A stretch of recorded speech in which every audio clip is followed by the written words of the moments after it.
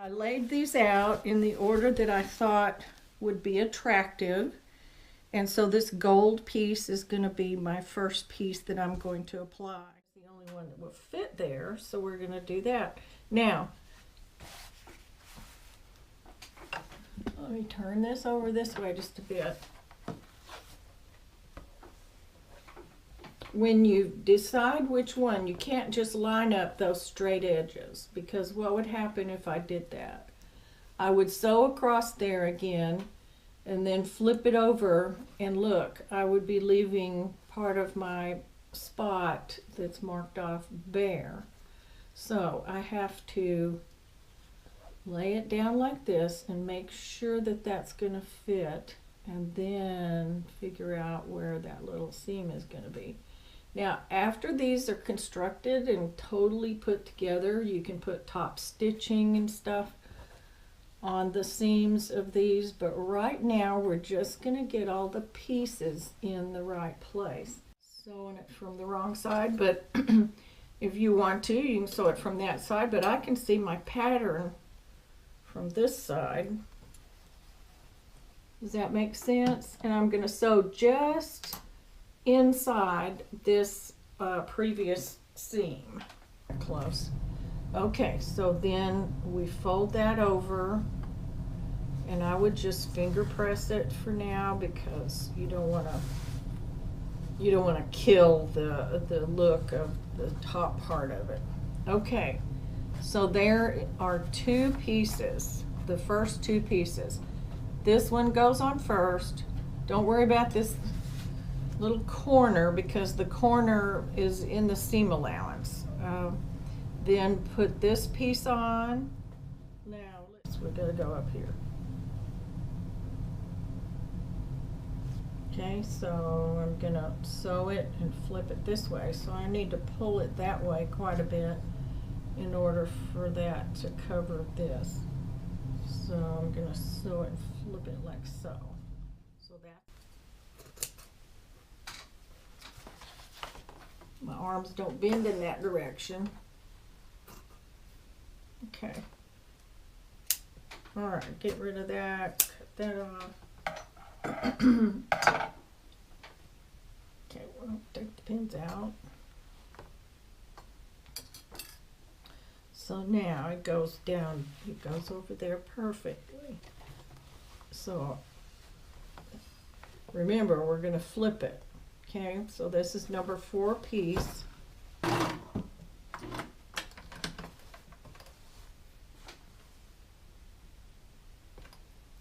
Probably could have sewn a straighter seam. Remember, folks, this is my first one too. We're doing this together. Okay, so there's the flip on that. Once we get in our groove, I think it'll be all right. So we flip her over.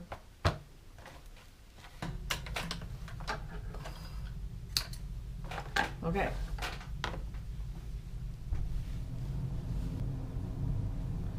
I just creased it. Okay.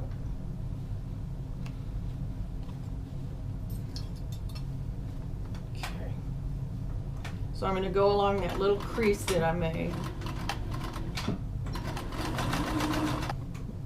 Okay, so that'll fold back that way.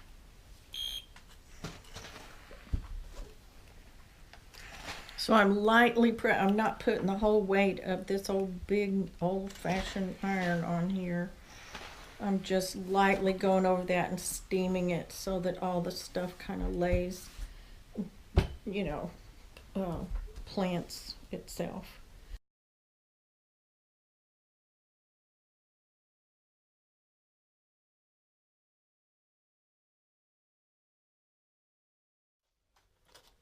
Took this octagon and they just continued to add fabric to the sides, and actually it kind of reminded me of log cabin construction of a block, because they just kept building strips around this kind of a circle, and it ended up not really looking like a circle Instead, it started looking more like a traditional crazy quilt, the kind that I've seen. So I'm just going to take some little pieces and let's see, I think I'll set this at about 3. And we don't need a fancy stitch, so we'll just see how my tension is. So I'm gonna sew from the edge of the bottom piece, and just making sure that I'm gonna be able to enclose the capture both edges.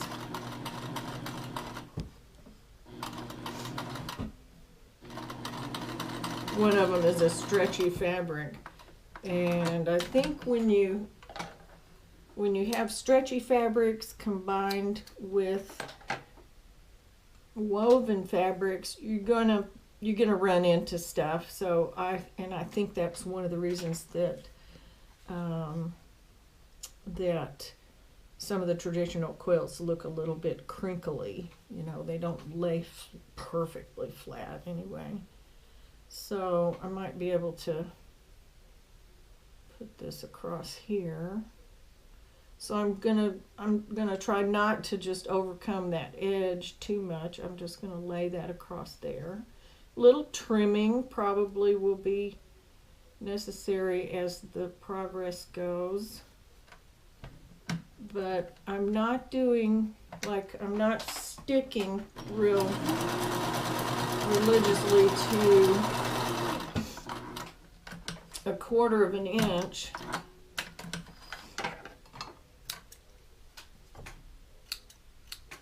Okay, so I have 3 little pieces put together, so let's lay them down and see what it looks like.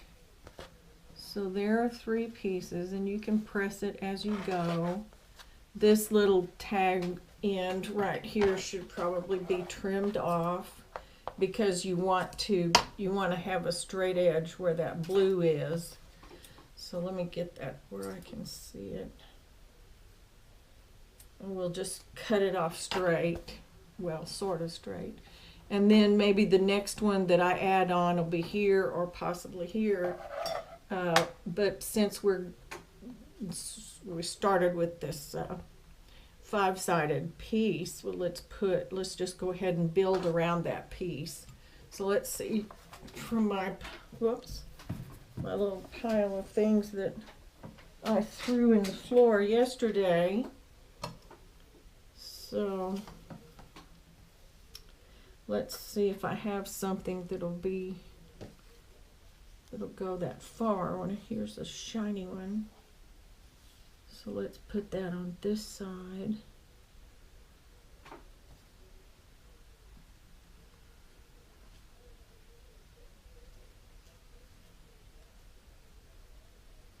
Okay. This right here. And I've been having pretty good luck putting the flattest piece on the bottom. So then I can just sew across these seams and not worry about the bottom getting tangled up in something.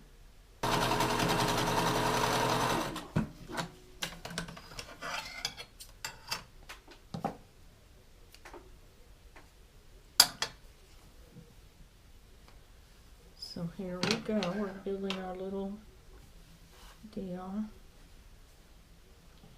Some of the pieces are going to be larger than others, and some are going to be not the shape you originally had it figured for.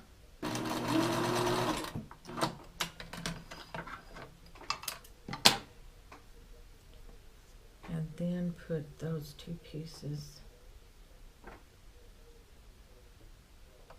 well, not this way.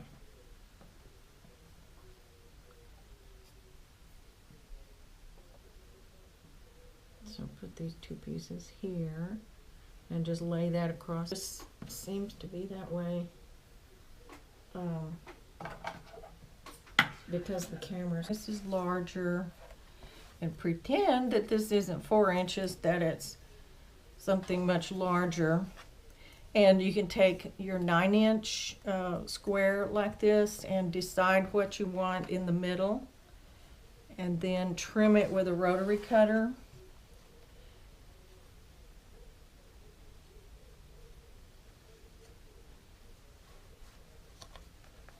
So you can find areas on that abstract piece of joined. I'm getting the glare from the light here. I hope you are not getting the glare from the light. So something like this would make a beautiful little square. So I'm going to get my rotary cutter. I think I'll just go ahead and cut it.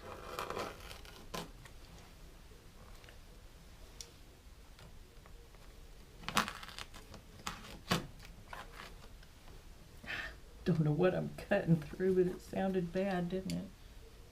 Of other squares that you've made from this piece of fabric that you built, then I think you would have something very beautiful. Put them together, but they weren't always perfectly square.